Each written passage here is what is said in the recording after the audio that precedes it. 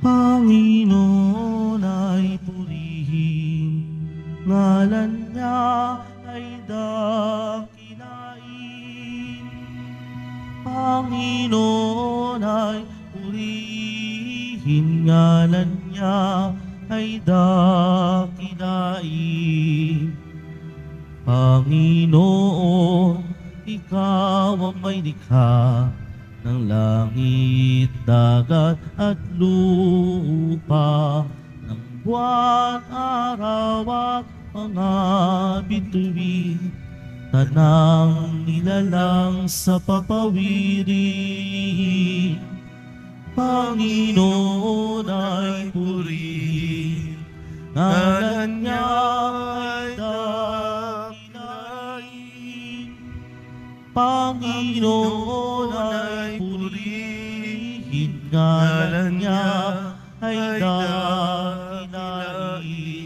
Ngalan niya ay dakilain. Sa ngalan ng Ama at ng Anak at ng Espiritu Santo. Amen. Ang pagpapala ng ating Panginoong Hesukristo, ang pag-ibig ng Diyos Ama, at ang pakikipagkaisa ng Espiritu Santo naway sumainyong lahat. At sumaiyo rin. Mga kapatid, tinipon tayo bilang mga kaanib na angkan ng Diyos, kaya dumulog tayo sa maawaing Panginoong nagpapatawad ng lubos. Sinugong tagapagpagaling sa mga nagsisisi, Panginoon, kaawaan mo kami. Panginoon, kaawaan mo kami. Dumating na tagapaganyayang mga makasalanan ay magsisi, Kristo, kaawaan mo kami. Kristo, kaawaan mo kami. Nakaluklok ka sa kanan ng Diyos Ama para ipamagitan kami. Panginoon, kaawaan mo kami.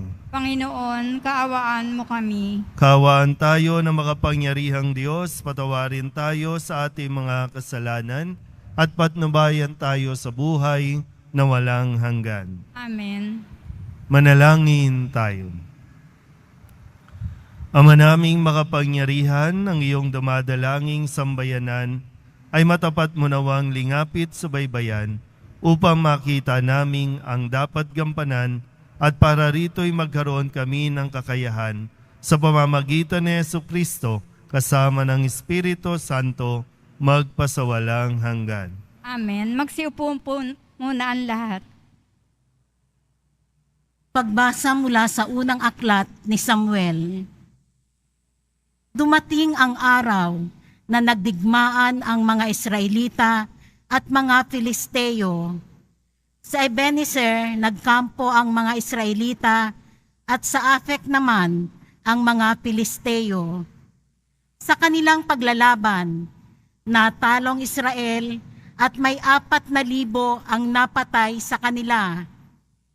Nang makaurong na sila sa kanilang kampo, nagtanungan ang matatanda ng Israel, bakit kaya pinabayaan ng Panginoon na matalo tayo ng mga Filisteo?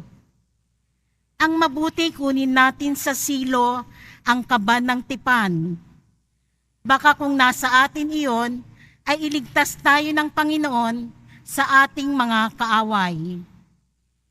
At kinuha nga nila sa Silo ang kaban ng tipan, at sumama naman ang 2 anak ni Eli, sina Ofni at Phinees. Ang mga Israelita ay napasigaw sa tuwa nang idating sa kanilang kampo ang kaban ng tipan. Umalingaw-ngaw sa palibot ang kanilang sigawan. Nang marinig ito ng mga Pilisteo, itinanong nila, bakit kaya nagkakaingay ang mga Hebreo? Nang malaman nilang nasa kampo ng mga Israelita ang kaban ng tipan, nasindak sila. Inisip nilang may dumating na Diyos sa kampo ng mga Israelita. Kaya nasabi nila, ano ngayon ang mangyayari sa atin? Ngayon pa lamang tayo makararanas ng matinding kasawian. Ano ngayon ang mangyayari sa atin? Sino ngayon ang makapagliligtas sa atin sa mga Diyos nilang makapangyarihan? Ito ang mga Diyos na nagpahirap sa mga Ehipsyo sa pamamagitan ng iba't ibang salot. Mga kababayan, lakasan natin ang ating loob. Magpakalalaki tayo upang hindi tayo malupig at maalipin ng mga Hebreo tulad ng pangaalipin natin sa kanila. Lumaban tayo. Muling naglaban ang mga Pilisteo at ang Israelita. At nalupig na naman ang mga taga-Israel. Ang napatay sa kanila ay 30,000 at nagkanya-kanyang takas ang papauwi ang mga natira. Ang kaba ng Diyos ay kinuha ng mga Pilisteo at pinatay sina Ofni at Phinees. Ang salita ng Diyos. Salamat sa Diyos. Poon kami yung iligtas, pag-ibig mo'y di kukupas. Poon kami iyong iligtas, pag-ibig mo'y di kukupas. Ngayon iyong itinakwil, kaya kami ay nalupig. Hukbo nami binayaat, hindi mo na tinangkilik. Binayaan mo nga kami, kaya kami ay tumakas. Lahat naming naiwanan ay sinamsam nilang lahat. Poon kami iyong iligtas, pag-ibig mo'y di kukupas. Sa sinapit naming ito, mga hintil ay nagtawa. Inuuyam kaming lagi, kami iniinis nila. Pati bansang walang Diyos, sa gitna ng sanlibutan, sa nangyari umiiling bilang tanda ng pag-uyam. Poon kami iyong iligtas, pag-ibig mo'y di kukupas. Kami wag mong pagkublihan, wag magtago sa amin. Ang pangamba namit hirap ay wag mong lilimutin. Poon kami iyong iligtas, pag-ibig mo'y di kukupas. Magsitayo po ang lahat.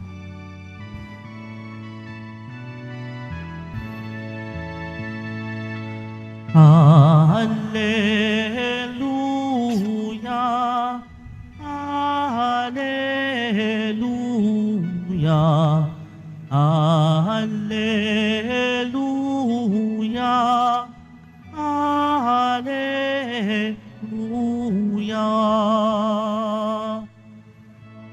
Ipinangaral ni Jesus ang paghahari ng Diyos, sakit ay kanyang ginamot. Hallelujah, Hallelujah, Hallelujah, Hallelujah.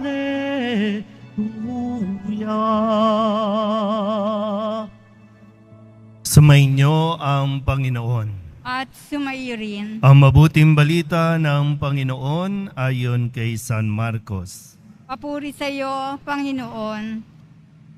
Noong panahong iyon, may isang ketonging lumapit kay Jesus, nanikluhod at nagmakaawa. Kung ibig po ninyo'y mapagagaling ninyo ako. Nahabag si Jesus at inipo siya, sabay ang wika, ibig ko, gumaling ka. Noon di nawala ang ketong at gumaling ang tao. Pinaalis siya agad ni Jesus matapos ang ganitong mahigpit na bilin. Huwag mong sasabihin ito kanino man. Sa halip ay pasuri ka sa saserdote. Pagkatapos, maghandog ka ayon sa iniutos ni Moises upang patunayan sa mga tao na ikaw ay magaling na. Ngunit umalis siya at bagkos ipinamalita ang nangyari. Ano pat hindi na hayagang makapasok ng bayan si Jesus. Naroon na lamang siya sa labas sa mga ilang na pook at doon pinagsasadya ng mga tao buhat sa iba't ibang dako. Ang mabuting balita ng Panginoon. Pinupuri ka namin, Panginoong Hesukristo. Magsiupo muna po ang lahat. Makalipas po ang 2 araw ng pagdiriwang ng kapistahan ng Poong Jesus Nazareno, ngayon po ay patuloy pa rin na atin pong pinagninilayan ang naging mensahe ng ating pagdiriwang at magiging mensahe sa loob pa ng 1 taon. Ibig po naming makita si Jesus. At sa Ebanghelyo natin, isang ketongin ang nagnais na makita si Jesus at hindi naman siya nabigo. Sa Ebanghelyong ipinahayag mula kay San Marcos, kapag ang isang tao ay may ketong, lalo pa nung panahong ito, ay wala pa itong gamot. At kapag mayroong kang sakit na ketong, ikaw ay lalayuan ng mga tao, wala ka ng kumbaga pag-asa, wala ka ng kaibigan, kahit mismong pamilya, lalayo sa'yo o lalayuan ka. O ikaw mismo ang dapat na kusang lumayo para hindi ka makahawa. Ganyan ang sakit na ketong. Hihintayin mo na lang na mamatay ka, o kaya naman habang hinihintay mo yan, hihintayin mo na may maawa sa iyo para magbigay ng pagkain. Kaya po sila inilalabas mula doon sa bakod ng kanilang syudad, inilalabas yan. At doon palaboy-laboy, kung hindi sa disyerto o sa ilang, doon sa kabundukan, para sila po ay makaiwas sa tao. Kung sakasakali, dahil nga kailangan kumain, sila po ay pupunta kung sila man ay pupunta sa mataong lugar, kailangan nilang ipagbigay alam. Yung iba po, minsan dinadaan sa sigaw, may ketong, para nahawi yung daan o umiiwas mismo ang mga tao. Kung hindi man kung mga anong tunog, para maipaalam sa tao. At sa puntong ito, naririto si Jesus at nang marinig niya, siya ay nanikluhod, nagmakaawa. At ang sabi niya kay Jesus, kung ibig po ninyo, mapapagaling ninyo ako. Nandoon na siya sa punto na nanalig siya kay Jesus. Hindi man niya lubusang kakilala pa si Jesus, pero nanalig siya dahil may mga pagkakataon po sa buhay natin na umaabot sa puntong wala ka talagang ibang pwedeng kapitan kundi ang Nazareno. Wala nang iba pa na makakatulong sa iyo kundi ang Nazareno. Ito yung halimbawa. Kaya, kung tutusin po, hindi po mahirap kausap ang Nazareno. Kaya nga sabi lang ng lalaki, kung ibig po ninyo, mapapagaling ninyo ako. At anong ginawa ni Jesus? Na bawal yung protocol na ginagamit noon, bawal hawakan ang taong may sakit na ketong. Pero anong ginawa ni Jesus? Brinake niya ang protocol na ito, hinawakan niya at ang sabi, gusto ko gumaling ka. Ganun lang kasimple. At gumaling yung lalaki. Sabihin niyo nga sa katabi ninyo, gagaling ka rin. Hindi ko alam kung anong sakit meron ka, sakit ng kalungkutan, sakit ng pag-iisa, sakit na depression, sakit ng walang pera. Ayan, marami siguro sakit na walang pera, Pero sabihin ko ulit, hindi mahirap kausap ang Poong Jesus Nazareno. Simpleng salita lang ang kailangan mong gawin, ibibigay at maiintindihan ka.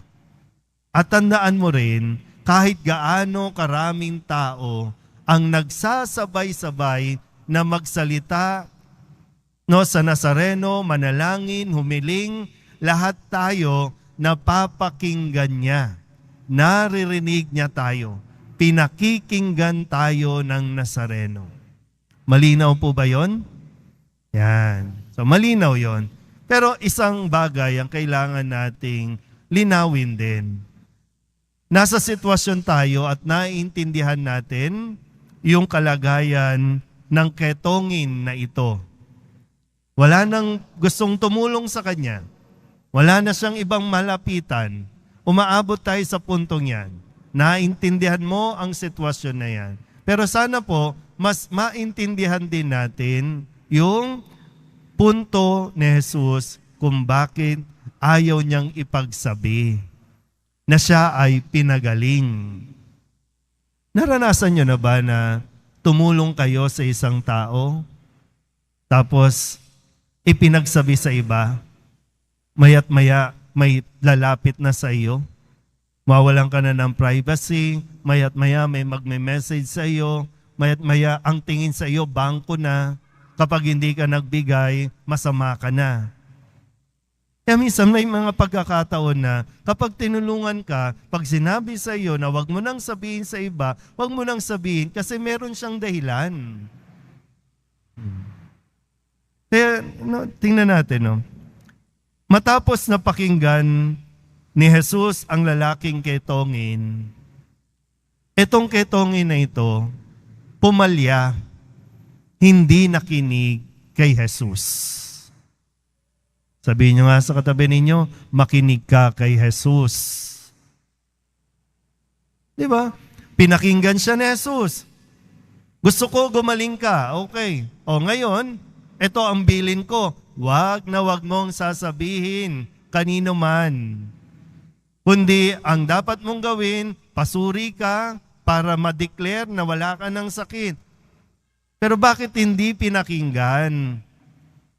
Kaya tuloy, hindi na siya makapasok sa dami ng tao na gusto siyang malapitan, gusto ding lumapit at humingi ng tulong, hindi niya na kinayang pumasok sa bayan, doon na lang sa labas. Yan ang kadalasang problema nating lahat.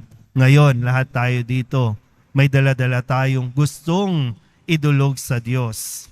At naririnig ka ng Diyos. Ang tanong, papakinggan mo din ba ang Diyos pagkalabas mo dito, pagkatapos mong mapakinggan? Huwag matigas ang ulo. Kaya sabi ko kanina, madaling kausap si Jesus. Pero bakit ang hirap nating kausap? Gusto lang natin tayong pinakikinggan, pero kapag may sinasabi na sa atin, ayaw naman natin pakinggan. Tingnan niyo po nangyari sa unang pagbasa. Itong mga Israelita, anong ginawa sa kaban ng tipan? Ginamit nilang agimat, panakot.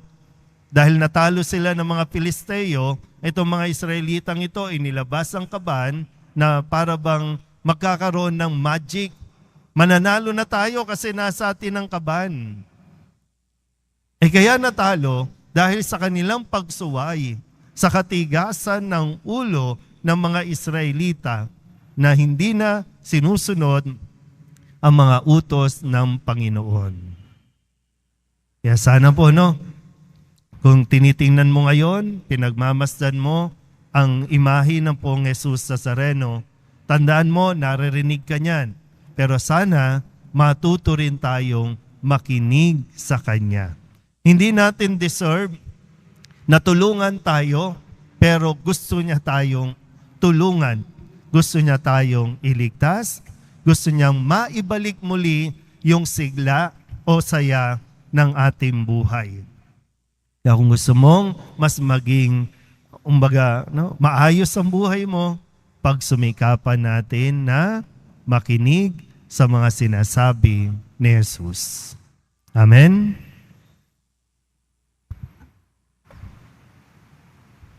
Magsitayo na po ang lahat. Minamahal ko mga kapatid, naniniwala sa habag ng Panginoon, lumapit tayo ng may pananalig sa ating Amang nasa langit. Ang ating itutugon, Amang mahabagin, pakinggan mo kami. Amang mahabagin, pakinggan mo kami. Ang simbahan naway hindi magkulang sa kanyang tungkulin na tanggapin ang mga napapabayaan. Manalangin tayo. Amang mahabagin, pakinggan mo kami. Ang ating gobyerno naway makapagbigay ng mahusay na programang pangkalusugan at paigtingin pa ang kanilang pagsulong ng malusog na kapaligiran. Manalangin tayo. Amang mahabagin, pakinggan mo kami. Bilang isang komunidad, tayo naway tumulong ng may pag-ibig at malasakit sa mga binabaliwala ng lipunan. Manalangin tayo. Amang mahabagin, pakinggan mo kami. Ang mga mahihirap at mga may sakit naway makatagpo ng atensyon at tulong medikal mula sa mga may mabubuting kalooban. Manalangin tayo. Amang mahabagin, pakinggan mo kami. Idulog din natin sa Panginoon ang ating mga personal na kahilingan at mga panalangin para sa ating mga pamilya, kasama ang mga misang pasasalamat, espesyal na intensyon, mga agarang paggaling ng mga may sakit at ang mga kaluluwa na inihiling na ipagdasal sa misang ito.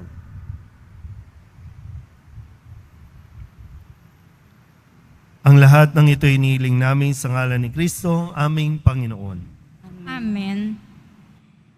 Magsiupo muna po ang lahat.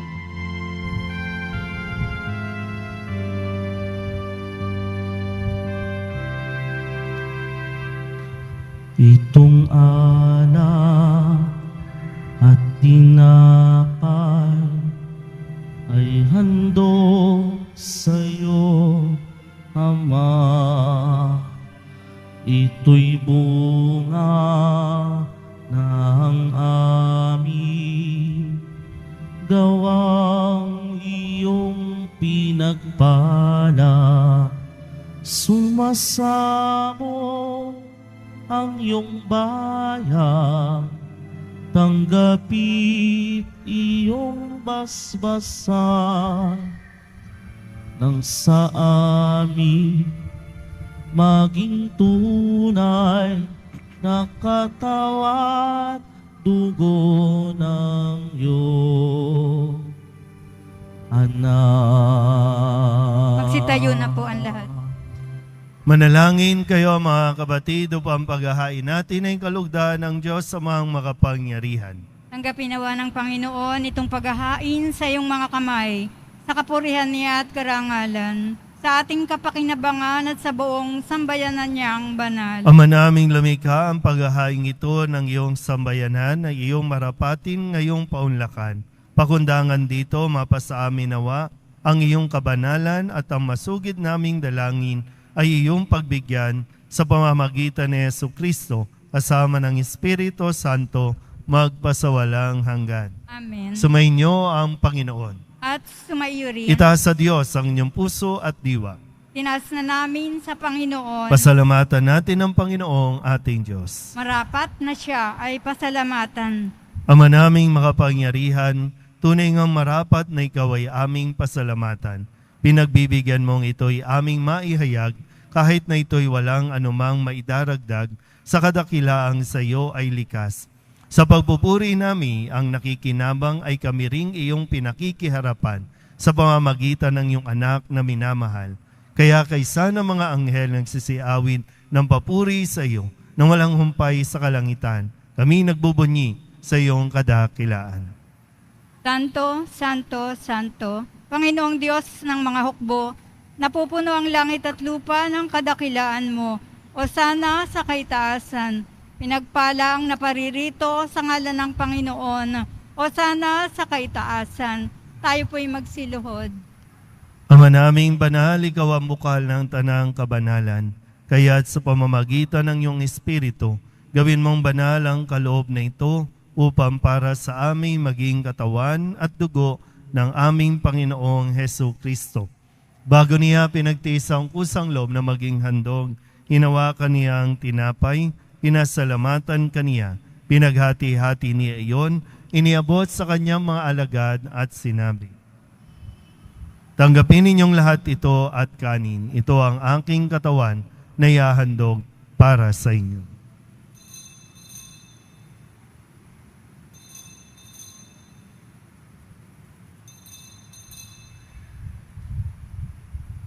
Gayun din naman, nang matapos ang hapunan, hinawakan niya ang kalis, muli kaniyang pinasalamatan. Iniabot niya ang kalis sa kanyang mga alagad at sinabi, tanggapin ninyong lahat ito at inumin. Ito ang kalis ng aking dugo, ng bago at walang hanggang tipan. Ang aking dugo na ibubuhos para sa inyo at para sa lahat, sa ikapagpapatawad ng mga kasalanan. Gawin ninyo ito sa pag-alaala sa akin.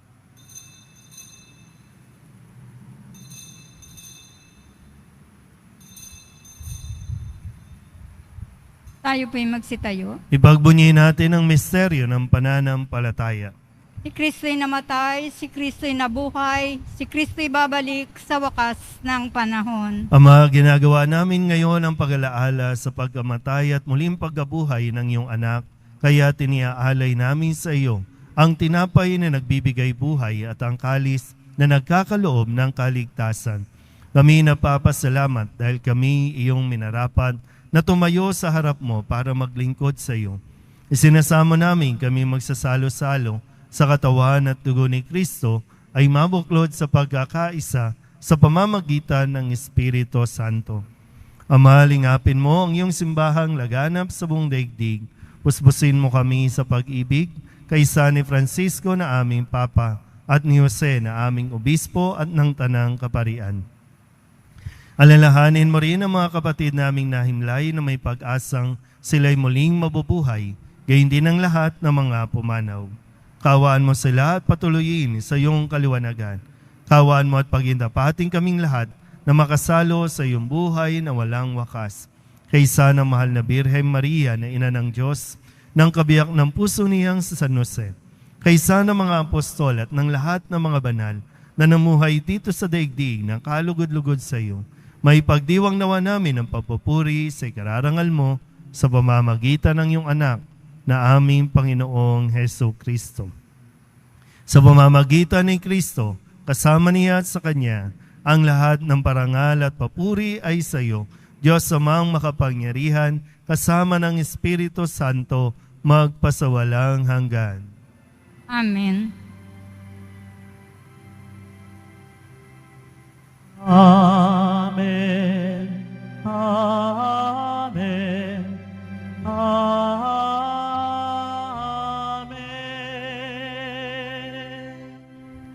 Sa tagubili ng manakagagaling na utos at sa turo ni Jesus sa Panginoon natin at Diyos, ipahayag natin ang lakas loob. Ama namin, Sa langit ka, sambahin ang ngalan mo, mapasa amin ang kaharian mo, sundin ang loob mo dito sa lupa para nang sa langit.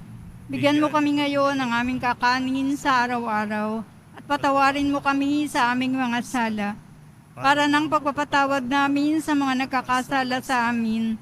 At huwag mo kaming ipahintulot sa tukso at iadya mo kami sa lahat ng masama.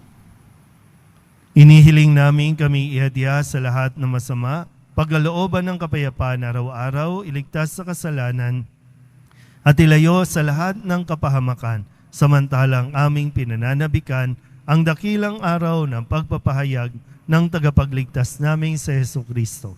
Sapagkat iyo ang kaharian at ang kapangyarihan at ang kapurihan, magpakailanman. Amen. Panginoong Heso Kristo, sinabi mo sa iyo mga apostol, kapayapaan ang iniiwan ko sa inyo, ang aking kapayapaan ang binibigay ko sa inyo. Tunghayan mo ang aming pananampalataya at huwag ang aming mga pagkakasala.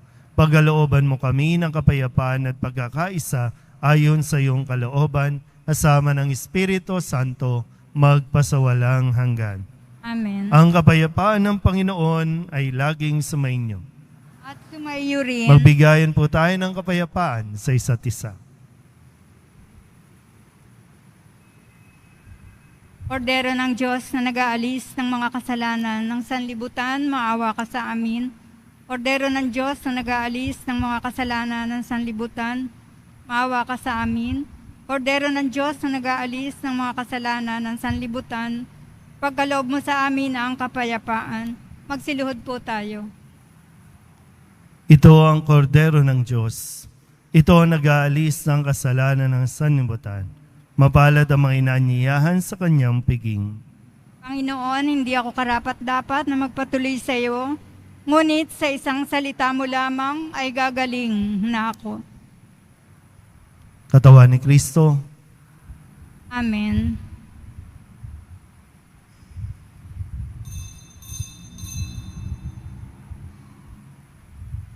Para po sa lahat ng tatanggap ng banal na komunyon, sasagot po tayo ng amen pagkasabi ng pari o ng lay minister ng katawan ni Kristo at isubo po sa bibig bago umalis sa harapan ng pari o lay minister.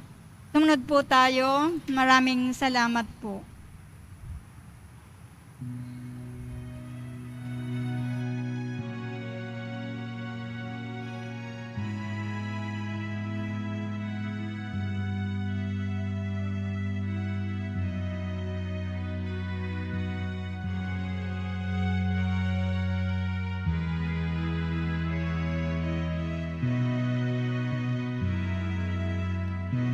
Panginoon ko,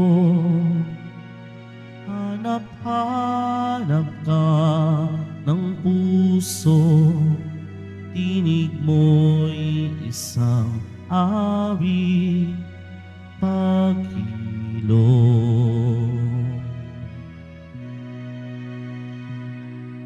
Ang baling ng aking diwa ay sa'yo, wag nawang pababayaang masitayo.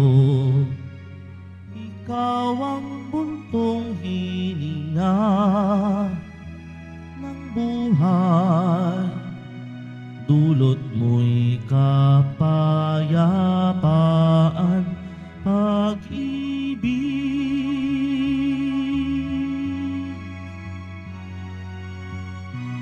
Panginoon ko, hanap-hanap ka ng puso, tinig mo'y isang awit, pag-ilong.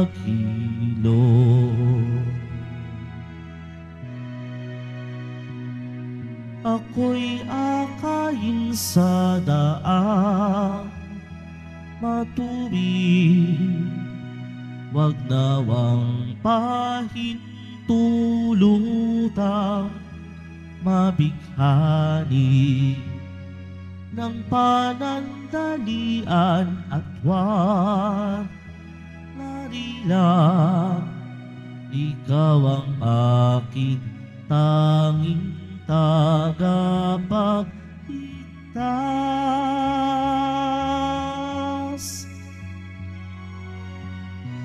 Panginoon ko, hanap-hanap ka ng puso, tinig mo'y isang awit, pag-ilong.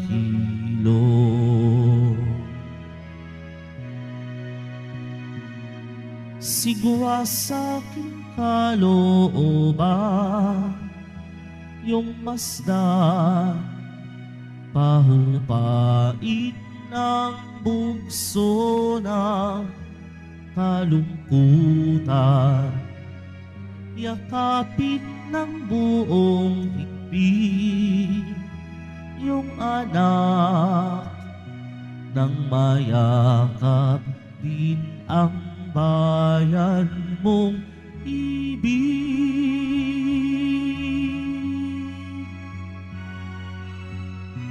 Panginoon ko, hanap-hanap ka ng puso, tinig mo'y isang awit, pag-ilong.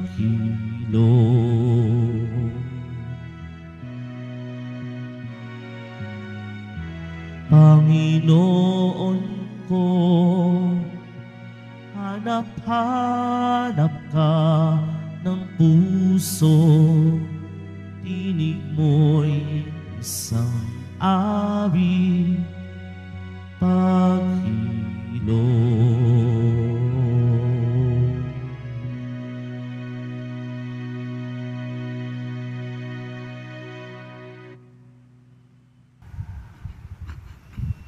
Sitayo na po ang lahat. Manalangin tayo. Ama naming mapagmahal, hinihiling naming kami pagbigyan pakundangan sa iyong dulot na pakikinabang. Ipagkaloob mong ikaw ay aming paglingkuran sa pamamagitan ni Jesucristo kasama ng Espiritu Santo magpasawalang hanggan. Amen. Sumainyo ang Panginoon. At sumayo rin. Manalangin tayo para sa pagbabasbas. Mahal na pong Jesus Nazareno, inihayag mo sa pamamagitan ng krus ang walang maliw na pag-ibig ng Diyos sa sangkatauhan. Pakinggan mo ang kahilingan ng iyong angkan na nagsusumamo sa iyo. Makamtanawa nila ang iyong katugunan at tanggapin ang kasagutan na may utang na loob na tinatanaw. Basbasan din po ninyo mga dala-dala nilang mga imahin at mga dasalan at lahat ng mga may karamdaman. Sa pamamagitan ng bendisyon na ito, naway maalala nila ang mga pangako nila noon sa binyag, na ikaw ang kanilang ibigin at paglilingkuran bilang Panginoon magpasawalang hanggan. Amen. At pagpalain kayo ng makapangyarihang Diyos, Ama at Anak at Espiritu Santo. Amen. Humayo kayong taglay ang kapayapaan ng poong Jesus Nazareno. Salamat sa Diyos. Magandang tanghali po.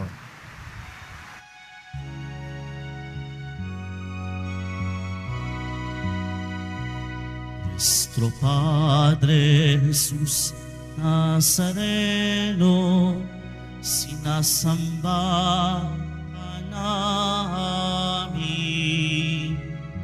pinipintuho ka namin, aral mo ang aming buhay at kaligtasan. Nuestro Padre Jesus Nazareno, iligtas mo kami sa kasalanan. Ang krus mong kinamatayan ay sagisag ng aming kaligtasan. Nuestro Padre Jesus Nazareno, dinarangal ka namin. Nuestro Padre Jesus Nazareno, ilulwalhati ka namin. Nuestro Padre Jesus Nazareno, dinarangal ka namin. Nuestro Padre Jesus Nazareno, ilulwalhati ka namin.